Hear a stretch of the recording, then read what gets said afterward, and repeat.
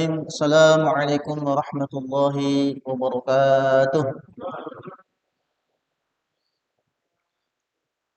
Alhamdulillah wassalatu wassalamu ala Rasulillah wa ala alihi wa sahbihi wa mawala amma ba'du.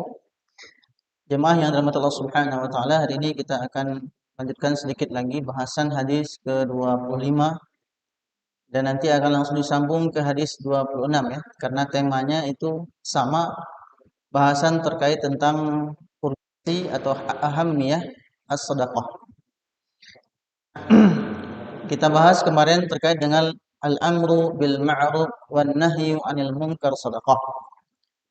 Nah, sekarang Rasulullah sallallahu alaihi wasallam menyebutkan wa fi bud'i ahadikum shadaqah.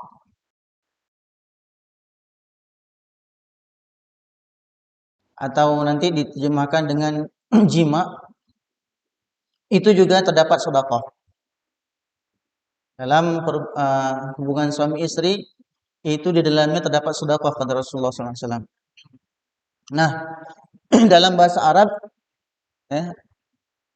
bud'i itu maknanya adalah kemaluan, atau bisa didefinisikan dengan jima ya, atau hubungan seksual. Dan kedua makna tersebut, baik jima maupun kemaluan, ini merupakan arti dari hadis ini. Dan para sahabat nanti mereka menjadi bimbang kok Rasulullah SAW menyebutkan bahwa dalam jima itu ada sedekah di dalamnya, bukan yang lain-lainnya. Nah, tentunya yang disebutkan ini adalah hubungan seksual atau jima yang berdasarkan syariat ya, yang berdasarkan syariat, dan ini menjadi sebuah ibadah kalau ditunaikan, dilakukan dengan niat untuk beribadah kepada Allah Subhanahu wa taala. Nah, kenapa? Dikarenakan seseorang yang dia bisa menjaga ya kehormatan dirinya, kemaluan dirinya, kemudian hal-hal yang terkait dengan keinginan hasrat nafsu seksualnya kepada tempat yang benar, maka itu juga merupakan bagian dari sedekah. Kalau kita biasanya bapak-bapak sedekah ya, malam Jumat ya. Malam Jumat sedekah. Nah, jadi sunnah disunahkan. Nah, ini berkata Imam Nawawi. Kata beliau bahwa syahwat jima adalah syahwat yang paling disukai oleh para nabi alaihi wassalatu wassalam dan orang-orang soleh. Padahal beliau nggak menikah ya. Nggak sempat beliau memikirkan untuk memiliki istri. Dikarenakan beliau lebih sibuk untuk belajar, lebih sibuk untuk menggali ilmu, lebih sibuk untuk mengajar. Sehingga beliau takut kalau misalnya menikah maka itu akan mengganggu konsentrasi beliau. Lagi sudah punya anak ya. Nah, kemudian karena dalam syahwat tersebut terdapat maslahat diniyah, maslahat agama, dan juga maslahat duniawiyah. Nah, duniawiyahnya menjaga pandangan, ghudul basar, menahan diri dari zina, dan kemudian menghasilkan anak keturunan yang kata Rasulullah SAW, tazawwadul wadud wal walud. Carilah pasangan hidup yang wadud, yang penuh kasih sayang, wal walud, dan bisa memiliki banyak anak. Kenapa? Karena Rasulullah SAW akan berbangga, muqassiratun al-ummati yaumal qiyamah. Aku akan berbangga kalau nanti di hari kiamat itu banyak umatku yang menjadi pengikut Rasulullah SAW. Nah, Nah, kemudian berikutnya, selain itu juga syahwat, kata beliau, selain jima, baik itu syahwat harta, baik itu syahwat yang lainnya, syahwat makan, syahwat tidur, itu kan syahwat. Keinginan, nafsu. Selain itu, kata beliau, ini bisa mengeraskan hati. Sedangkan sebaliknya, syahwat jima ini justru menenteramkan hati. Nah, silahkan didefinisikan sendiri maknanya bagi yang sudah menikah ya. Yang belum menikah jangan didefinisikan. Nah, kemudian berikutnya, qalu, mereka para sahabat itu bertanya, "Ya Rasulullah, ayati ahaduna syahwatahu, apakah kami ketika menunaikan syahwatnya, wa yakunu lahu fiha ajrun, itu mendatangkan pahala, balasan dari Allah Subhanahu wa taala?" Qala, "Ara'aitum?" Rasulullah berkata, "Apakah menurut pendapatmu, bagaimana menurutmu?" Nah, bagaimana menurutmu? "Law wada'aha fi haram," kalau diletakkan pada yang haram, "akana alaihi fiha wizrun," bukankah dalamnya itu terdapat dosa? "Wa kadzalika idza wada'a fil halal kana lahu ajrun." Begitu juga kalau meletakkan syahwat tersebut kepada yang dihalalkan, maka dia juga menjadi pahala. Nah, ini yang membuat sahabat yang saya katakan di awal tadi, ya, menjadi menurut mereka rancu nih atau samar. Maksudnya apa? Makanya Rasulullah SAW mengkiaskan dengan kias al-aks namanya. Kias sebaliknya. Kebalikan, ya. Al-aks itu kebalikannya. Lawan katanya. Dan ini metodologi ini juga yang mungkin bisa diterapkan oleh para pendidik. Ya. Bagaimana menurutmu? Bagaimana menurutmu kalau? Nah, seperti itu. Ya, untuk apa beliau membuat pemisalan ini agar menjadikan lawan bicara itu puas dengan jawaban yang disampaikan oleh Rasulullah SAW. Oke, baik. Kita lanjutkan dari Abdullah bin Mas'ud radhiyallahu anhu, ia berkata, Rasulullah bersabda, ya, la hasada illa fisnatain. Jadi kesemuanya tadi rangkaian ibadah-ibadah yang Rasulullah sebutkan sebagai bentuk sedekah, ya, itu semuanya tidak semua orang bisa melakukannya. Maka ada seseorang yang memiliki style ibadah tersendiri. Ya, saya jelaskan sudah berkali-kali, stylenya mungkin sedekah, stylenya dengan berpuasa, dengan qiyamul lail, dengan sholat duha, dengan bertasbih, berzikir. Ada yang mungkin stylenya lebih nyaman megang tasbih yang diketek-ketek itu, ya. Nah, sehari misalnya 3.000, stylenya beda-beda. Akan tetapi, nah, kita kalau bisa, ya, ingin meniru setiap kebaikan yang disunahkan Rasulullah. Maka inilah yang disebut dengan ghibthah namanya. Ghibthah. Nah, kalau di hadis ini disebutkan la hasada illa fisnatain. Hasad. Tidak ada perbuatan hasad, iri, dengki itu tidak boleh kecuali pada dua hal kata Rasulullah. Apa itu?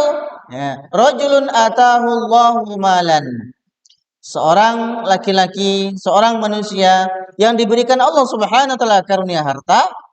Nah, kemudian fal yusallitu ala halakatihi fil haq, akan tapi hartanya digunakan untuk jalan kebenaran. Ya, sesuai dengan aduan sahabat tadi, melihat para orang-orang kaya, ad-dusur, ahlu dusur, mereka bisa berinfak dengan harta. Kita boleh iri dengan mereka. Nah, tapi bukan iri ingin menghilangkan kenikmatan mereka, bukan iri dengki yang kemudian membuat kita menjadi manusia yang tidak benar jalannya. Akan tapi iri ingin seperti mereka, meniru mereka dalam ketaatan kepada Allah Subhanahu wa taala. Oh, nyaman kalau punya duit, bisa nyumbang ini, bisa nyumbang itu, bisa bangun ini, bisa bangun itu untuk kemaslahatan umat. Boleh kita.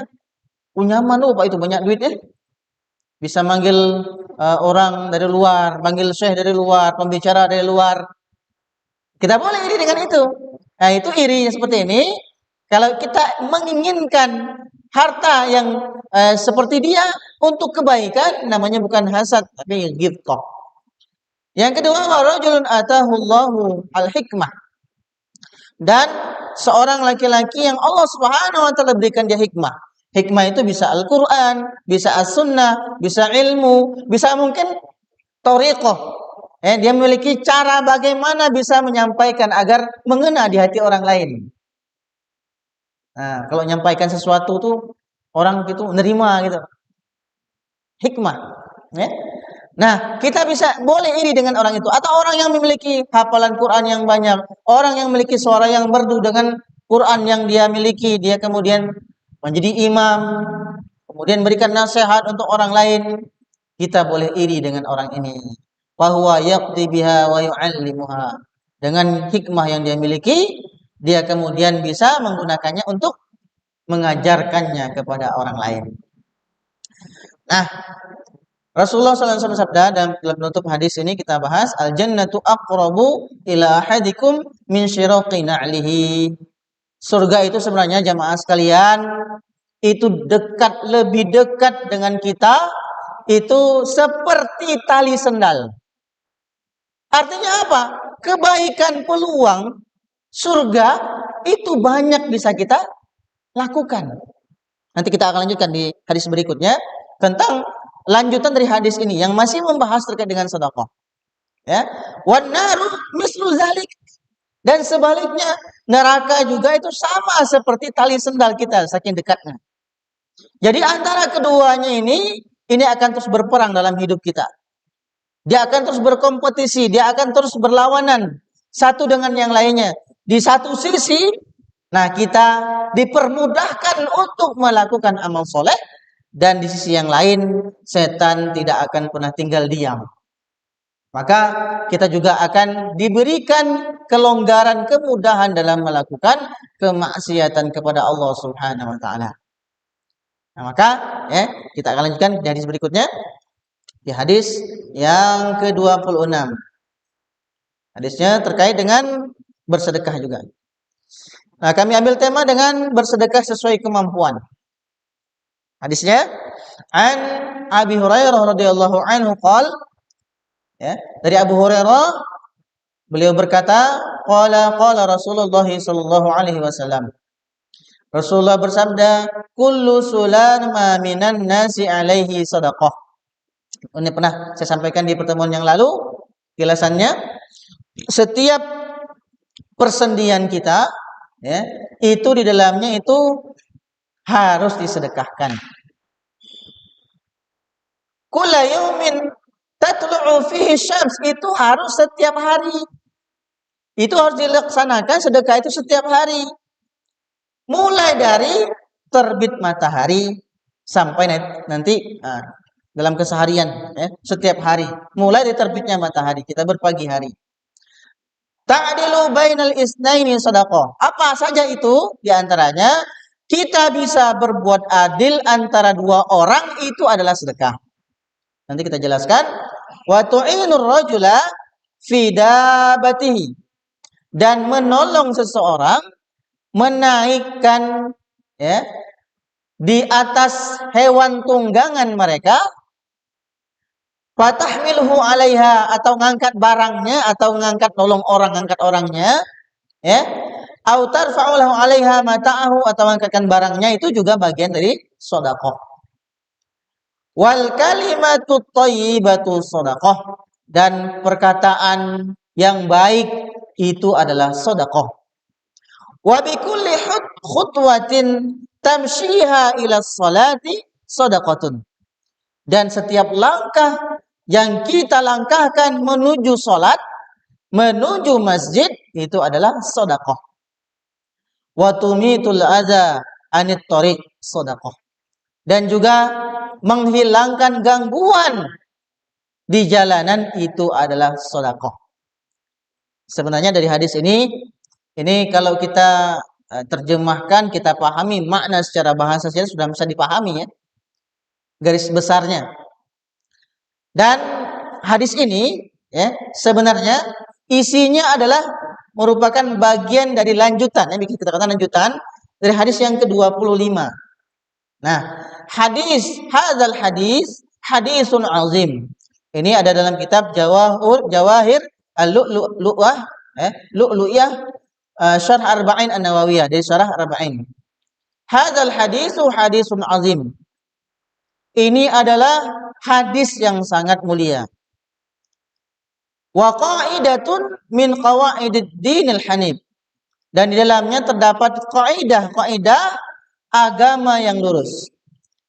Id yubayinu anal a'mala.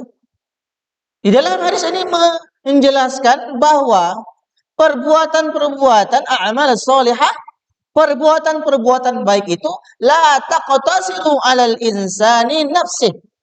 Itu bukannya terbatas kepada perbuatan seseorang untuk dirinya saja.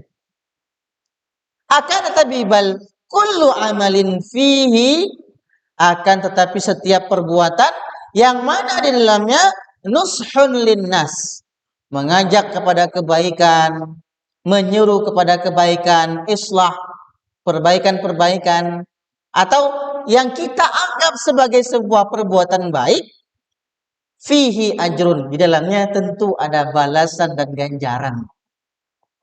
Walaupun nanti perbandingan ajarnya, sebuah pahala itu al-ajru min jinsil amal, itu tergantung kepada berat tidaknya perbuatan tersebut, amal tersebut. Tentunya sedekah dengan apa yang Rasulullah sampaikan dalam hadis 25 dan 26 dengan sedekah yang berat harta secara fisik tentunya berbeda pahalanya. Akan tapi minimal jikalau kita tidak bisa bersedekah dengan harta karena keterbatasan harta yang kita miliki, minimal kita memiliki sarana sedekah alternatif agar bisa menyaingi orang-orang yang memiliki kelebihan harta. Atau kadang-kadang kita mengira, seperti ngangkat ini, misalnya ngangkat jajak ini tidak ada pahalanya, ada. Tadi, ya, bisa diibaratkan dengan mengangkatkan barang. Apalagi yang diberikan ini dalam majelis taklim, dalamnya ada air, ada makanan. Itu ketika orang makannya kita dapat pahala, ajar, walaupun tidak sebanding dengan orang yang bersedekah dengan fisik menginfakkan harta ini. Nah, itu nantilah kita lihat catatan amal kita ya di akhirat ya. Nah, catatan mana-mana semuanya lengkap ya.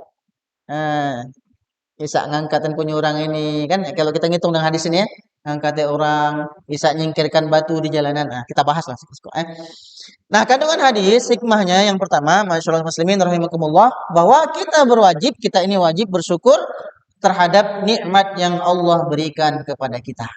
Nah, Imam Al-Baihaqi beliau memberi nama bab yang mencantumkan hadis ini dengan nama wujuh as-sadaqah, ragam-ragam sedekah.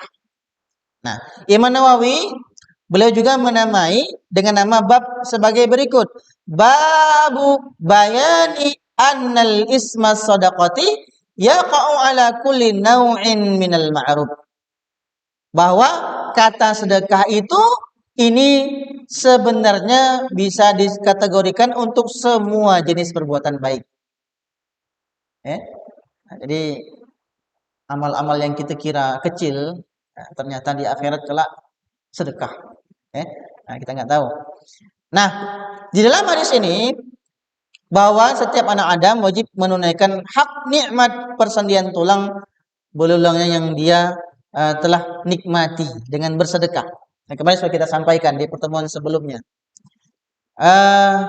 Dalam tulang kita ini dalam tubuh kita ini ada 360 sendi ya. Fil insani salasumi'atin wasittun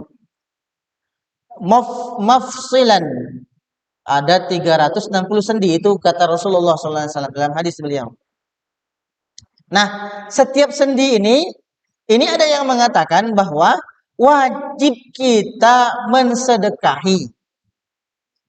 Kalau dikaitkan dengan hadis sebelumnya bahwa makna sedekah, as-sadaqatu burhan, sedekah itu adalah bukti. Bukti apa? Bukti iman kita kepada Allah. Atau kita definisikan dengan definisi yang lain. As-sadaqah artinya siddiq, benar. Membenarkan nikmat Allah Subhanahu wa taala. Kita meyakini bahwa semua yang kita miliki ini, persendian kita ini semuanya pemberian Allah Subhanahu wa taala.